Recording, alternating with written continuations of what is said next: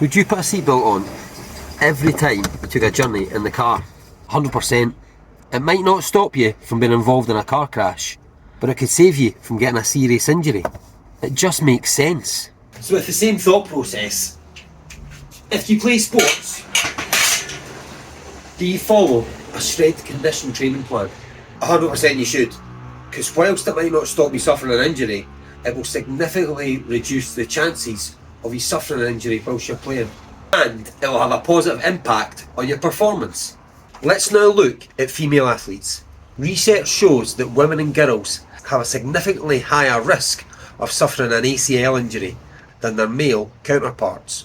In February 2024, around 195 elite female footballers suffered an ACL injury in the previous 18 months. Depending on the sport, females are between 3 and 7 times more likely to suffer an ACL injury compared to men. There are a number of potential reasons for this, including societal attitudes towards females in sport, strength imbalances which are more noticeable in female athletes, anatomical differences, changes in hormones especially during the menstrual cycle, and women are quite often playing sports in boots or trainers designed for men.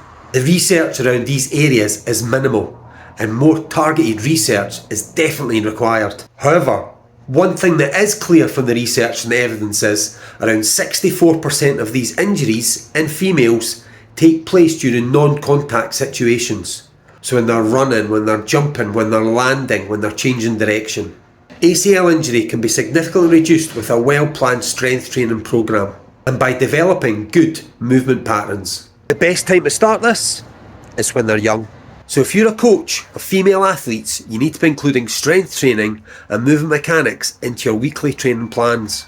Doing this is just as important as doing skills practice or games practice in the sport you're there to learn. As a coach, if you're not doing this, you really are failing your athletes and potentially setting them up for a serious injury in days, weeks, months or even years ahead. If you're not sure what you should be doing with your athletes, I've got a few options for you. First one, follow me. Second one, Google the FIFA 11 Prevention Plan or the Activate Prevention and Exercise Programme.